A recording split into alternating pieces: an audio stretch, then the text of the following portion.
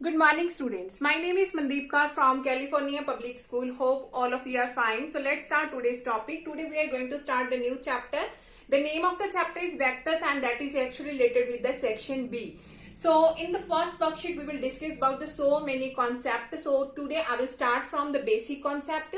So first of all we will study about the vectors, or afterward we will discuss about the magnitude, afterward the position vector, the direction cosines and the types of vectors. So let's start from the very beginning. So what are the vectors? For explaining this concept, I'm going to write here the two statements. So that means by writing this statement, you can understand it easily that what are the vectors. So write down the statement. The first one is the height of the Qutb Minar.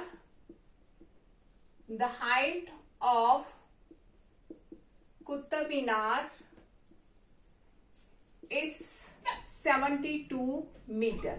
So here the one statement, and second statement I'm going to write here.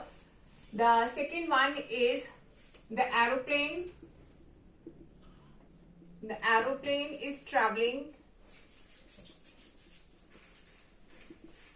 at the height of, the aeroplane is traveling at the speed of 700 kilometer per hour in northeast direction. In northeast direction. So I have written here the two statements. So in the first statement I have written the height of the Qutb Minar is 72 meter. 72 meter. And in the second statement I have written here the aeroplane is traveling at the speed of 700 kilometer per hour in the northeast direction. So in the first statement we have only the scalar quantity, only the scalar, that means only magnitude is there. So in the first statement only the magnitude is there, and in the second having its magnitude and having the direction is also there. So in the second statement we have the magnitude plus direction is also there. The direction is also there. So there are the two types of the quantity I have written here. The one, the only magnitude, and the second one having the magnitude plus the direction is there. So these type of quantities actually called the scalar quantities. Scalar quantities. And these types of the quantities actually called the vector quantities. So in these types of the quantity only the magnitude is there. So there are the numerous examples related with that, and for the vectors having magnitude plus direction is there. Direction is there. So that is called the vector quantity, and that is called the scalar quantity. If I'm going to write here the length of the cloth is 5 meter, that is also the magnitude. That having the magnitude 5 meter, 6 meter, any meter cloth will be there. So this is only the magnitude. We can't say that in the which direction its length is here. We can't say the direction. But if I am going to say that the aeroplane is traveling, then always a question arises in which direction it is going to be travel here. That means north, east, west, in which direction it is going to be traveling. So if we have the direction plus magnitude, the two quantities are there. So that is actually the vector. And having only magnitude, that is actually called the scalar. So if I'm going to write here few scalar quantities having the length, the second one is related to the time, third one is we can say the temperature, or we can say that length, time, temperature, we can say the volume, the area. These all are actually magnitude, because if I will talk about the length of the cloth, that is not having the direction. If I will talk about the time, that what is the time here, nothing a direction part is there. And if I am asking about that what is the temperature in Delhi, and there is not a single direction in these types of the quantities. So all these are the scalar quantities. So if I will give the example of the vector quantity, also one more example if I will give you, the force. The force is the best example of the vector. The force. Suppose I have a box in my hands and I'm going to be push this box. Now a question arises that in which direction I'm going to push this one. In this one, in this one, this one, or the back one. Clear? So force is the best example of the vector, because when I'm going to push the box, the question arises that in which direction, So when we have the magnitude and the direction both are there, that is actually called the vector. That is actually called the vector. So this is actually represent with this, or we can say that this. Having the direction can be in this side or in this side also. So direction, that means the directed line. The directed line is actually represent the vector. So what is the vector? Vector is actually the directed line. So if I have to write down any AB vector and having the direction, so always it is represent with this symbol. Always represent with this symbol. We can't represent in this way. In this way. So always you have to represent it with this way. No doubt the direction is in this side can be, but when we are going to write down the questions, we have to write down the direction, that means in this way. So afterward is the concept. So hope so that all of you have been clear about that what is a vector. Vector having the direction part is there, that means these types of quantities actually called the vectors. And if I will talk about the second concept, that is the magnitude. If I will talk about the magnitude, firstly I have told about that these are the having the magnitude, but what is the magnitude? Magnitude is nothing but the length of this directed line. The length of this directed line is actually called magnitude, and symbolically we can represent it this way. This modulus is the length. So what is the magnitude? Magnitude is the length of this directed line. So when we will start the worksheet and here any vector is given, and how can we calculate its length, or we can say its magnitude, so you can understand it very easily that how can we calculate a vector and its magnitude. So here are only the basic concept that firstly we have to discuss before starting the worksheet. So afterward is the next concept, that is the position vector. So here we have discussed about the scalar, the vector quantities, afterward the magnitude. The third one is the position vector.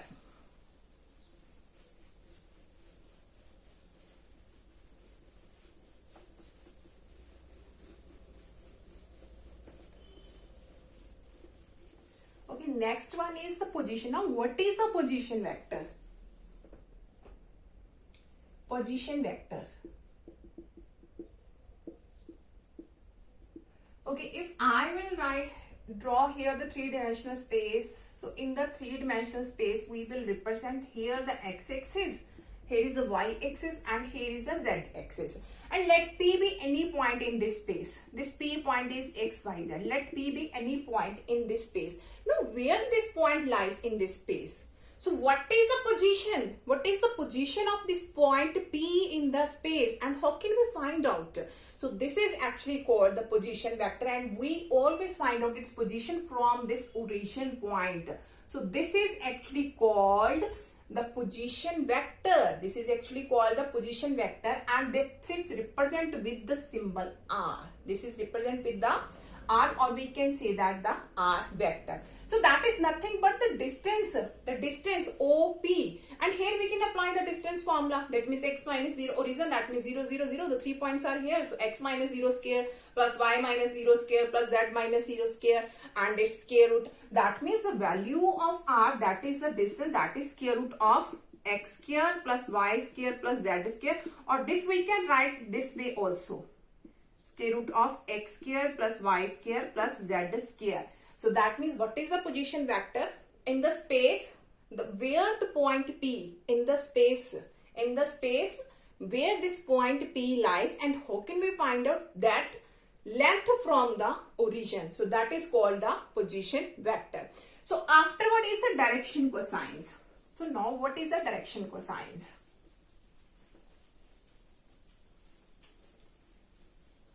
So these are the only basic concepts. So when we will start the worksheet, the questions are very easy related to the direction cosines, related to the position vectors firstly, but I am going to explain here the basic concept, but all the questions related to all these concepts are very easy. So now the direction cosine. Direction cosines. So again, if I am going to draw here the three dimensionals. So here is x-axis, y-axis and z-axis. And let us suppose here is any P point in this space, that is x, y, z. And this is our position vector from this point. This is a position vector, and this is our r. This is our r. So let us suppose that this position vector makes angle alpha with the x-axis. This is our x-axis now. So this position vector makes angle alpha with the x-axis, and this makes angle beta with this y-axis, and makes angle gamma with this z-axis. So I'm going to write here in this side, and makes angle gamma with this z-axis. So these are the directed angles. These are the directed angles. So we can say that if I have to find out, if I will join this one, so that will be exactly like this. So in the three dimension, that is very difficult to show. Let us suppose this is the A, and this is our x-axis, y-axis, and the z-axis is there. So if I will draw, and if I have to show this one, this is the x-axis line. This is origin O, P, and A. So this angle is alpha. So the distance from the axis is, we have taken the x, and OP we have taken, this is the R. So if I have to find out here what is x, y, z here. So x, y, and z. So alpha, beta, gamma are the directed angle, and the cosines of these angle is called the direction cosines. Alpha, beta, gamma are the directed angle that this direction, this position vector makes with the x-axis, y-axis, and z-axis. And these cosines of, that means cos alpha, cos beta, and cos gamma is actually called the direction cosines. So these are the angles alpha, beta, gamma that this position vector makes with the x-axis, y-axis, and z-axis, and the cosines of this angle is actually called the direction cosine. So how can we find out the values of cos alpha, cos beta, and cos gamma? So here I have make here this triangle that is very difficult to show in the three dimensions. So I have make it here. So this is our x, this is the r. So we know that if I have to write down here after of this one, cos alpha, cos beta, and cos gamma. So what is cos alpha? Cos alpha. Cos is, that is base over hypotenuse. Cos is base over hypotenuse. So base is x and hypotenuse is r. In the similar way, we can find cos beta, that is y over r. And in the similar way, we can find out the cos gamma, that is z over r. Because for the axis, that is making here the x quadrant with the x-axis, and y with the y-axis, and the z point with the z-axis line. So this will be changed obviously. Once a time x, second time the y, the third time it is z. So we can write the cos alpha is x over r, cos beta is y over r, and cos gamma is z over r. And we always represent this with L, this m, and this n. That means L is equal to x over r, m is equal to y over r, and n is equal to z over r. So these are our direction cosines. So I think so that will be a little bit difficult for you, but when we'll discuss about the question, that one is very easy. That one is very easy. So when we'll start the worksheet, so that all concept will be clear to you in a very short time period. So let's start now the next one.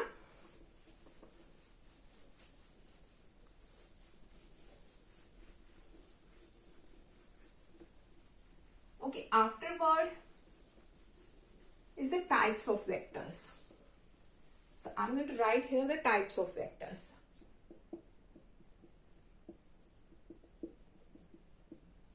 So in the very beginning, the first type is zero vector.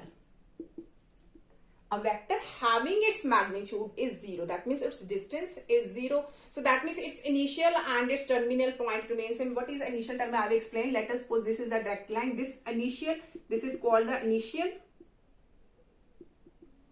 point, and this ending point is called the terminal point. Terminal point having the direction. So zero vector, that means its magnitude is equal to 0. Magnitude is 0, that means no direction. That means we can say its initial and terminal point remain same. So second one is the unit vector. Unit vector, that means its magnitude is equal to 1. So when we have the magnitude is equal to 1, that is called the unit vector. The third one is the equal vector. Equal vector.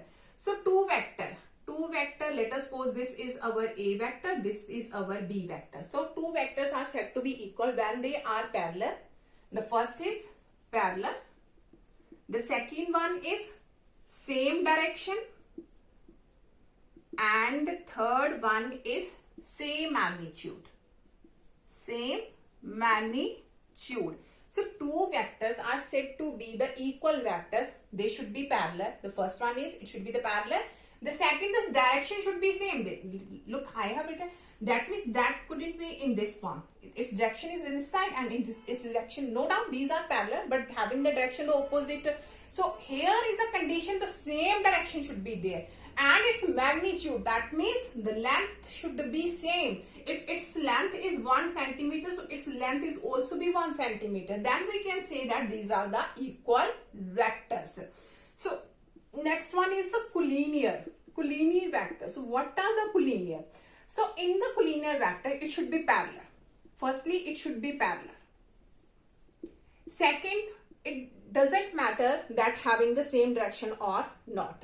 If I will draw here like this one, these are parallel. These are, let us suppose, this is A, this is B vector. These are parallel. Its direction can be same or its direction cannot be same. Doesn't matter.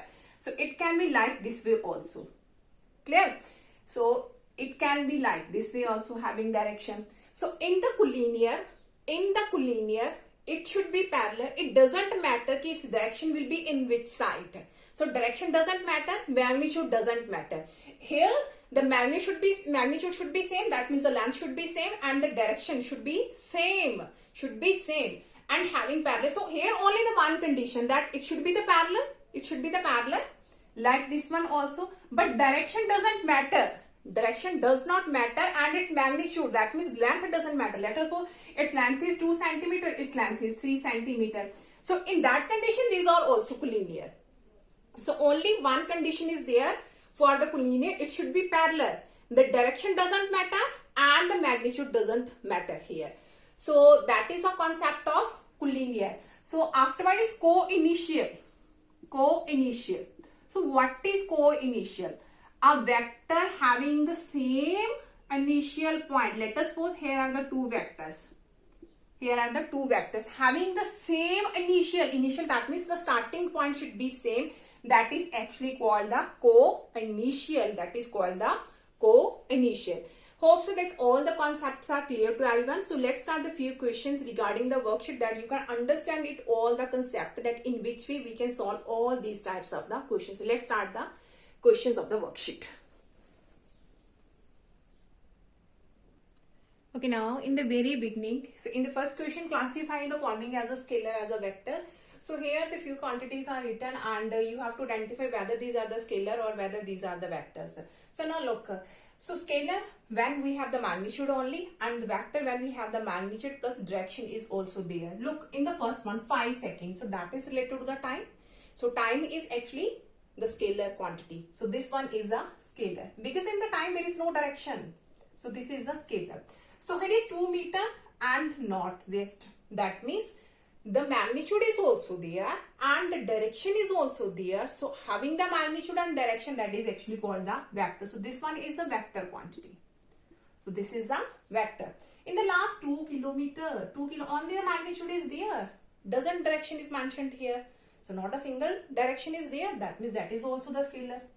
So this is also the scalar quantity. So in the second part now, look, identify the following. Here we have to identify in this figure what are the equal vectors, co-initial and the collinear vectors. So let's start from the equal vectors. So firstly, what are the equal vectors? Should be parallel, in the same direction and having the same magnitude. So look, this D vector and B vector. D and B. The length is same. Second one, direction is same. The third one, these are parallel. So we can say that this D and B vector are equal. D vector and B vector. Okay, look, A and C are equal. A having the same magnitude, doesn't matter. Its magnitude is same, no doubt. And direction here, no doubt it's parallel also, but the direction, this is in this side and this is in this side. The opposite direction is there. So that means this are not equal vectors. So afterward is a co-initial, having the same initial point in the same direction. So look, this is our initial point. So here is this one and this one. So we can say that A and D are the co-initial. If I will talk about this one, so this is also initial point, but its direction is this one and its direction is this one. If its direction is in this side, that means we can say A and B are also the co-initial. So that is actually not a co-initial. So only single one is there. So A and D. So A vector and D vector are co-initial. So afterward the collinear. So in the collinear, it should be parallel. Direction doesn't matter. Magnitude doesn't matter. So what are the parallel? This and this are parallel. Direction doesn't matter. This side and this side, this side, this side. It can be in the same or it can be in the opposite one. So we can say that AC, A vector, C vector and D vector, B vector. These are the collinear vectors. Hope so this all concept is clear to everyone. So let's start now the next question. Okay, now the next one is A vector is given I plus 2j, the B vector is given 2i plus j, and here we have to check is A vector magnitude is equal to B vector, and after we have to check are they equal or not. So here is a magnitude. So how can we calculate the magnitude of the vector? So firstly I am going to write here the A vector magnitude. So how can we find out its magnitude? The square root of its coefficient square. So its coefficient is 1, so 1 square. Its coefficient is 2, so 2 square. So that will become 1 plus 4, that is square root of 5. So in the similar way, the magnitude of B vector, its coefficient is 2, so 2 square plus its coefficient is 1. So 1 square and its square root. So in this way we can find out the magnitude, or we can say that the length. So here is 2 square 4, here is 1, so 4 plus 1, that is also square root of 5. So we can say that these two vectors are equal. So hope so that the few concepts we have to be discussed in this lecture. So tomorrow we will discuss the more concept of the first worksheet. So if all these concepts are clear to everyone, so tomorrow we'll start the new one. So thank you so much everyone.